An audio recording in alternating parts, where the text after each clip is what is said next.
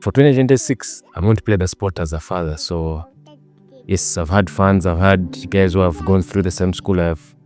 But for 2026, I now have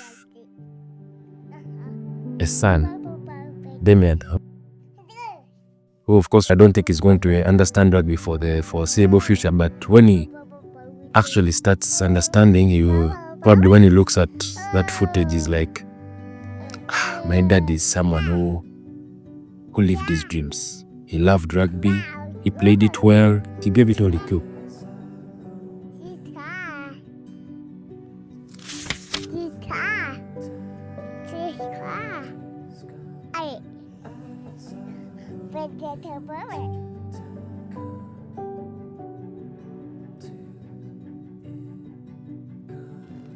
There's a lot of hard work we've done over the years. Winning our first trophy in 2018, then we winning our trophy in 2023. Now we won just after one season.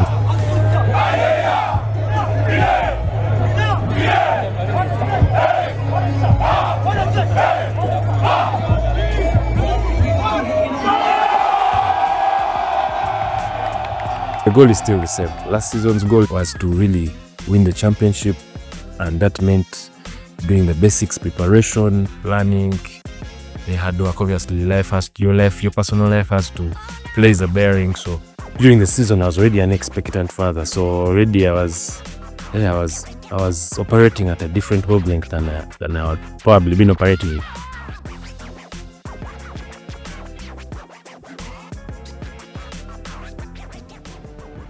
When you've played someone, first leg and you've won, you've come out on top. Second leg, they come out when they know something about you, and we actually really felt that pressure from the hidden. They knew something about us. They had a more concrete plan, but we started the game well because we had the lead. Then we lost the lead momentarily in the second half for about 10 minutes. Then we reclaimed it.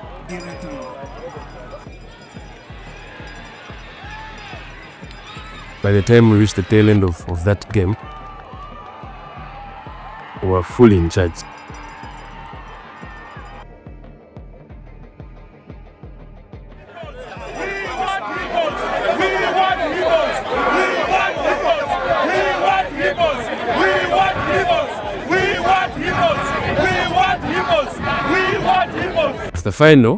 The final we were a minute to go and the score was still 5 points. So the final really was intense. It really was intense.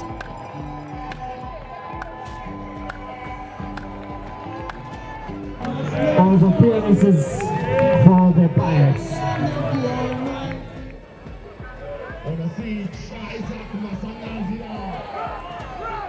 You either get it wrong on the first. That is it. So the final really was intense. Watch as every rugby game is intense.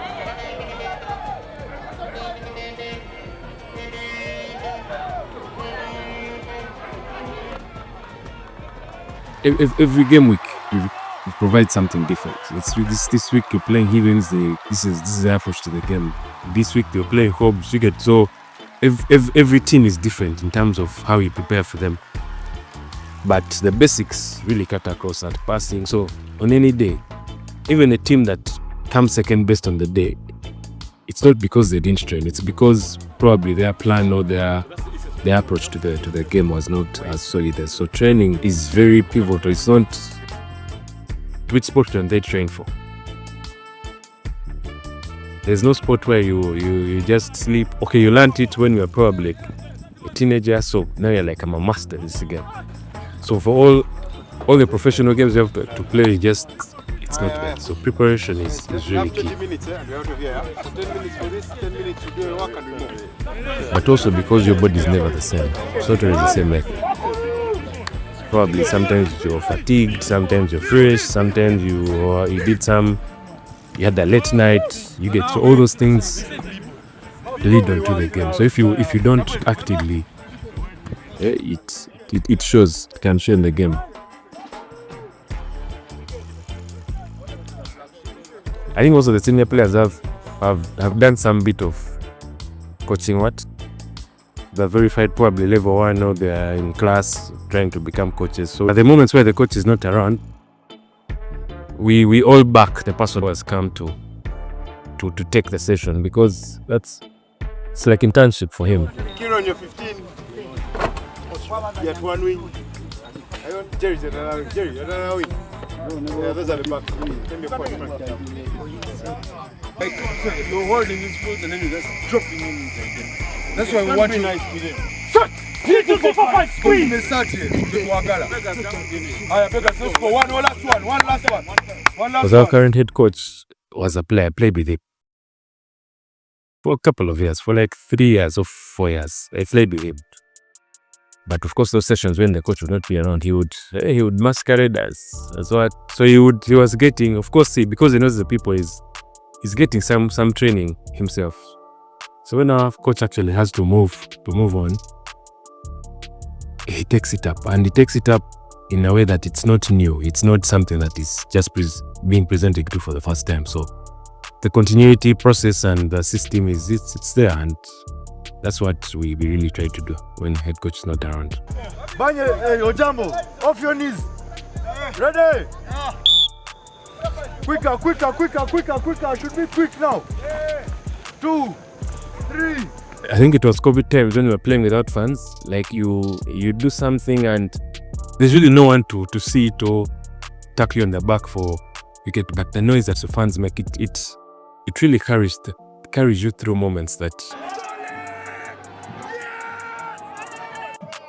it's only until you've actually played for a bit and that realize how important fans are. And Pirates fans are really very bold in their support of the team. So they really play a very pivotal. Of course, it also puts you on a bit of pressure, because if you're doing something for yourself, you'd be like So you tend to be kind to yourself, like man, it's for me. I'll try again tomorrow. But if what you're doing there ends with you, like probably what you do has the well-being, or probably the mental well-being, sometimes even physical, because sometimes what you do on the pitch is not just on you. So the well-being of so many people, it really puts the role of the fan right there with the player. It just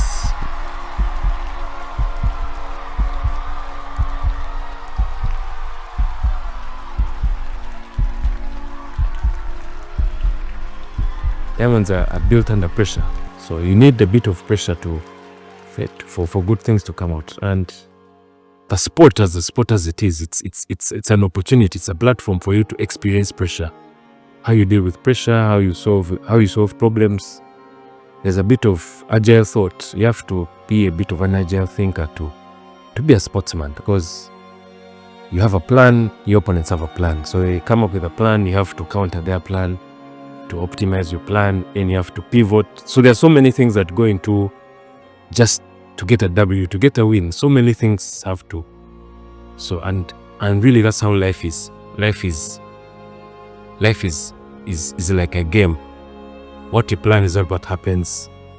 What you wish for is not what happens. So you have to have a way of, you have to develop a system of problem solving, you get, and that's what Pirates has helped Lay do. Some of the things I've been able to achieve in my professional world, in my career world, there are things I'm carrying from our leadership meetings as Pirates. You get to have the challenges you first, you've had to solve them. Something we've not solved them that day. We've had to.